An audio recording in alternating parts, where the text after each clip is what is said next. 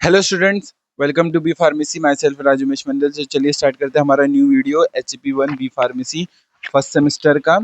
Unit 1.2 cellular level of organization चल रहा था। हम लोग ने बात किया था ये कंसंट्रेशन ग्रेडियंट, ये सब बात किए थे हम लोग ने। फिर ट्रांसपोर्ट अक्रॉस द मेम्ब्रेन के बारे में बात किया था। परमिएबिलिटी की, मेम्ब्रेन की परमिएबिलिटी के बारे में देखा था। इस वाले वीडियो में हम लोग देखेंगे पैसिव डिफ्यूजन के अंदर हम लोग डिफ्यूजन, ये प्रिंसिपल देखेंगे, डिफ्यूजन होता क्या है, ठीक है, वो सब पढ़ेंगे एग्जाम्पल के थ्रू, ठीक है, जो इसमें दिया गया है। प्रिंसिपल ऑफ डिफ्यूजन देखेंगे एंड देन फिर एक एक एग्जाम्पल जो पैसिव ट्रांसपोर्ट में आता है, जैसे सिंपल डिफ्यूजन, फैसिलिटेड डिफ्यूजन, ये सब नेक्स्ट वीडियो में देखेंगे जो जो पर्टिकुलर एग्जाम्पल है। लेकिन इन जनरल डिफ्यूजन क्या होता है वो देख लेंगे, प्रिंसिपल देख लेंगे उसका, ओके, वर्किंग देख लेंगे।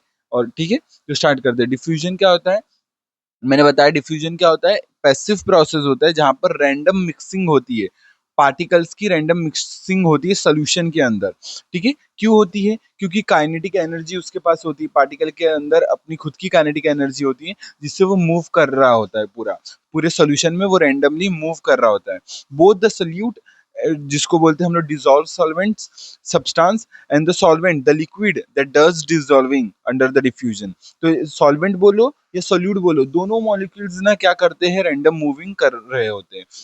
ठीक है, दोनों ही डिफ्यूजन में जाते हैं, सॉल्वेंट भी जाता है डिफ्यूजन में और सोल्यूट भी जाता है डिफ्यूजन में। डिफ्यूजन क्या होता है, हायर कंसंट्रेशन से लोअर कंसंट्रेशन की तरफ मूव करना, उसको डिफ्यूजन कहलाता है। किसी मेम्ब्रेन के थ्रू या बिना मेम्ब्रेन के थ्रू भी डिफ्यूजन होता है। ठीक है, if the particular solute is present in the high concentration in one area of the solution and in the low concentration in another area, the solute molecules will diffuse towards the area of the lower concentration। तो down there concentration movement मतलब क्या होता है, higher concentration से lower concentration की तरफ move करना और विदाउट एनर्जी डिपेंडेंट होता है। तो ये क्या होता है, उसको डिफ्यूजन बोलते हैं। After some time the particle becomes evenly distributed throughout that solution and solution is said to be equilibrium. तो इक्विलिब्रियम क्या होता है, अब दोनों सोल्यूट और सॉल्वेंट दोनों मूव कर रहे हैं, और कब तक मूव करते रहेंगे, जब तक दोनों का कंसंट्रेशन दोनों एरिया में बराबर ना हो जाए, तब तक मूव करते रहेंगे।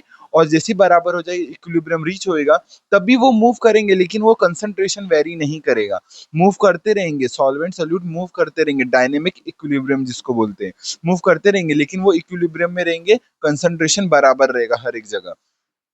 The particle continues to move about the randomly due to their kinetic energy, but their concentration does not change। देख, यही लिखा है कि मूव तो करते रहेंगे, लेकिन काइनेटिक एनर्जी के कारण मूव तो करते रहेंगे, लेकिन क्या होगा, जो कंसंट्रेशन वो चेंज नहीं होगा। मान लो कि देखो यहाँ पर ये हमारा ये मान लो यहाँ पर ये कंसंट्रेशन इसका ज्यादा है, ठीक है, यहाँ पर ज्यादा है, मान लो ये बहुत ज्यादा यहाँ पर कंसंट्रेशन है, और ये यहाँ से यहाँ मूव कर रहा है, ठीक है, मूव कर रहा है, ठीक है। और ध्यान से सुनना, यहाँ पर ये कब तक मूव करेगा, जैसे यहाँ पर 15 मॉलिक्यूल्स है, यहाँ पर एक मॉलिक्यूल है, तो हाई कंसंट्रेशन से लो कंसंट्रेशन की तरफ मूव करेगा। क्लियर है? और ये कब तक मूव करेगा, जब तक दोनों जगह बराबर ना हो जाए कंसंट्रेशन। ठीक है, 16 हुआ ना टोटल, तो 16 का मीन्स 8 मॉलिक्यूल ये इक्विलिब्रियम पे हो गया, 8 मॉलिक्यूल दोनों जगह पे हो गया, ये इक्विलिब्रियम है। अब होता क्या है, यहाँ पर रिएक्शन स्टॉप नहीं होती, मूव तो कर रहे होते हैं, जैसे यहाँ से भी एक पार्टिकल यहाँ जाएगा, यहाँ से भी एक पार्टिकल यहाँ पर आएगा, मूव तो करते रहेंगे। जैसे जैसे यहाँ पर आएगा तो ये 7 हो जाएगा, तो यहाँ से ये चले जाएगा, ये 7 कर 8 हो जाएगा, जैसे ये 7 हो जाएगा तो यहाँ से एक मॉलिक्यूल आएगा, इसको 8 बना देगा। तो ये चीज है, मूव करते रहेंगे, लेकिन कंसंट्रेशन हमारा कांस्टेंट है, जैसे कि हमारा 8 यहाँ पर वो है, वो कांस्टेंट है। ठीक है, तो यही चीज बता रहा हूँ कि यही चीज इसका है, कंसंट्रेशन का क्या मैं बोल रहा हूँ, यहाँ ये वाला स्टेटमेंट का क्या डिफरेंस है वही बता रहा हूँ। ठीक है, ये वाला देखो, मैं ये वाला इसकी बात कर रहा हूँ, ये मीनिंग, इसका मीनिंग आपको समझा है कि नहीं बताना कमेंट्स में, नहीं समझा तो अगेन बता दूंगा। ठीक है, ये था डिफ्यूजन के बारे में। आगे बढ़ते हैं, अब पढ़ते हैं एग्जाम्पल के थ्रू। यहाँ पर यही एग्जाम्पल दे रखा है, यहाँ पर देखना, एक डाई है, एक वाटर है, मान लो ये वाटर कंटेनर है, और यहाँ पर देखो ये पूरा वाटर है, और इसके अंदर ना यहाँ पर इन्होंने डाई डाला है, कोई भी कलर डाल दिया। ठीक है, अब कलर कब तक डिफ्यूज होगा, देखो यहाँ पर डिफ्यूज हो रहा है, धीरे धीरे सब जगह फैल रहा है, और इक्विलिब्रियम पे आकर के ये पूरा यूनिफॉर्म कलर डिस्ट्रीब्यूट हो गया। तो ये जो डिस्ट्रीब्यूशन है कलर का, ये भी बताता है, दर्शाता है डिफ्यूजन प्रोसेस हुआ है। ठीक है, तो ये चीज है। ठीक है, तो ये आपको ये ध्यान रखना है। ठीक है, ये पूरा ये मतलब एग्जाम्पल में है, ये जो ये वाला पार्ट, ये वही चीज बताया है, आपको रीड करना है। ठीक है, मैं यहाँ से स्टार्ट करता हूँ। In a simple example, no membrane is involve. इसमें कोई ये मेम्ब्रेन इन्वॉल्व है नहीं ना, इसमें कोई मेम्ब्रेन इन्वॉल्व नहीं है, डायग्राम में कोई भी मेम्ब्रेन इन्वॉल्व नहीं है। लेकिन अगर मेम्ब्रेन भी रहा तभी यही काम होगा, बस वो मेम्ब्रेन उसके लिए परमिएबल होना चाहिए। वही चीज यहाँ लिखा है। अब देखते हैं वेरियस फैक्टर्स जो रेट ऑफ डिफ्यूजन को अफेक्ट करते हैं, जो इन्फ्लुएंस करते हैं, चेंज करते हैं। अब वो सब फैक्टर्स देखते हैं। तो पहला जो ये फैक्टर है वो है स्टिफनेस, कंसंट्रेशन ग्रेडियंट। मीन्स कितना कंसंट्रेशन ग्रेडियंट, कितना डिफरेंस बना है, ये डिफरेंस प्रेजेंट है, वो ये हमारे जो भी कंसंट्रेशन है, डिफरेंस जो भी डिफरेंस है, वो कितना ज्यादा डिफरेंस है। जितना ज्यादा डिफरेंस रहेगा उतना रेट ऑफ डिफ्यूजन हायर रहेगा। जैसे कि जैसे हायर कंसंट्रेशन से लोअर कंसंट्रेशन मॉलिक्यूल मूव कर रहा है, लेकिन और जितना ज्यादा डिफरेंस रहेगा उतना ये तेजी से मूव इक्विलिब्रियम रीच करेगा, जितना ज्यादा डिफरेंस रहेगा। तो वही चीज लिखा है, the stiffness of the concentration gradient, the greater the difference in the concentration between the two sides of the membrane, higher is the rate of the diffusion. ये क्लियर हुआ यहाँ तक? When the charged particle are diffusing, the stiffness of the electrochemical gradient determines the rate, ये diffusion rate across the membrane.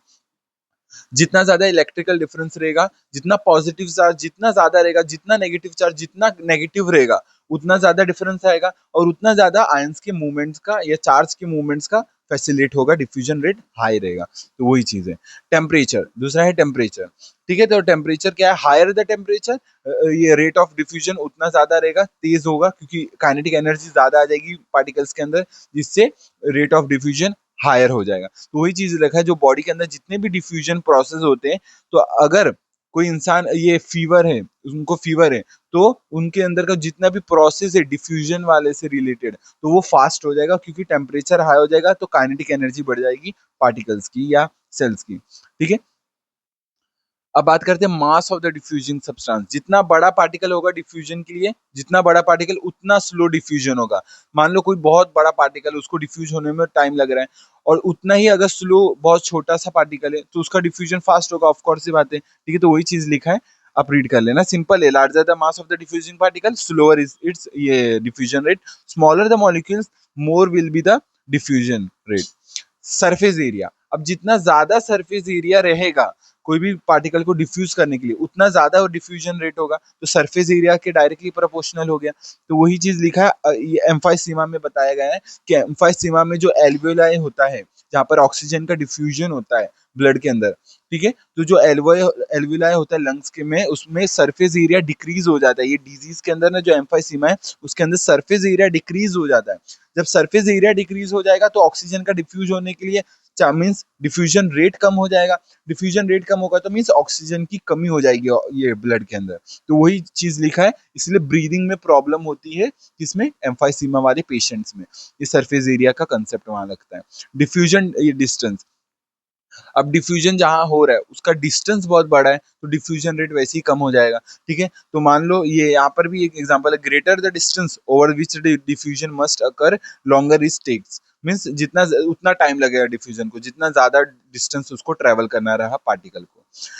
Example same इसमें भी दे रखा, pneumonia. Pneumonia में क्या होता है पेशेंट्स में, ये जो भी ये लंग्स के अंदर ना फ्लूइड का एकुमुलेशन हो जाता है, फ्लूइड भरने लग जाता है। फ्लूइड जैसे भरेगा, पानी सा फ्लूइड सा भरने लग जाता है लंग्स के अंदर, और उसी के कारण आपको पता होगा कि जो हमारा ये ऑक्सीजन है, ये मेम्ब्रेन है एल्वेओलाई का, ये ऑक्सीजन है, और यहाँ से यहाँ ब्लड में वो ट्रांसपोर्ट हो रहा है। अब मान लो कि यहाँ पर अलग से यहाँ पर क्या होता है, यहाँ पर फ्लूइड का जमा हो गया। अब देख सकते हो डिफ्यूजन रेट, डिफ्यूजन का रेट देख सकते हो कि इतना होता है, बढ़ गया। डिफ्यूजन का जो डिस्टेंस है वो देख सकते हो आप, कितना बढ़ गया, इतना बढ़ गया। ठीक है, ये डिफ्यूजन का डिस्टेंस पहले था बस रेड वाला लाइन, जो रेड वाला लाइन है वो बस उतना ही था, पहले पतला सा लाइन था, बस उसमें से फटाक से डिफ्यूजन हो रहा था। लेकिन अब डिफ्यूजन का मेम्ब्रेन बढ़ गया, ठीक है, डिस्टेंस बढ़ गया, डिस्टेंस बढ़ेगा तो डिफ्यूजन का रेट कम हो जाएगा। तो ये है, तो येलो लाइन क्या बता रहा है, दर्शा रहा है आपको दैट वो क्या है, फ्लूइड है, एक्यूमुलेशन हो जाएगा। ठीक है, तो ये चीज है। क्लियर है यहाँ तक? डिफ्यूजन का डिस्टेंस क्लियर।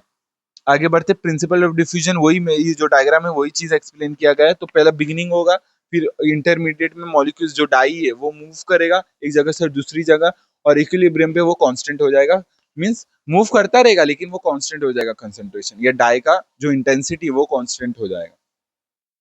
ठीक है, सिंपल डिफ्यूजन नेक्स्ट वीडियो में कवर करेंगे।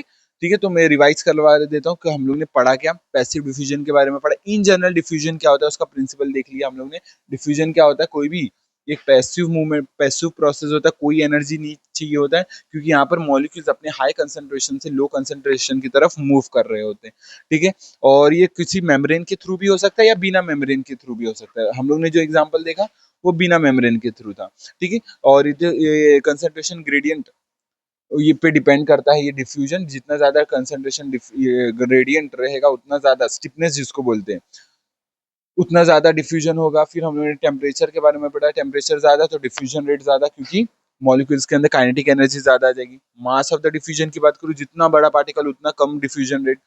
सरफेस एरिया की बात करूँ, जितना ज्यादा सरफेस एरिया उतना ये ज्यादा ये हमारा ये रेट ऑफ डिफ्यूजन बढ़ जाएगा। ठीक है, डिफ्यूजन का अगर मैं बात करूँ, डिस्टेंस ज्यादा रहा तो डिफ्यूजन का रेट कम हो जाएगा। तो डिफरेंट डिफरेंट पेशेंट्स में बताया गया केस, निमोनिया का बताया, निमोनिया में फ्लूइड जमा हो जाता है, फ्लूइड जमा करने के कारण जो डिफ्यूजन का जो मेम्ब्रेन है वो बढ़ जाता है, जिससे डिफ्यूजन रेट कम हो जाता है। एम्फाइसीमा वाले पेशेंट्स में क्या होता है, सरफेस एरिया कम हो जाता है, ऑक्सीजन के ट्रांसपोर्ट होने में नहीं होता है, तो इसलिए ब्रीदिंग में प्रॉब्लम होने लग जाती है, क्योंकि ऑक्सीजन डिफ्यूज नहीं हो पाता।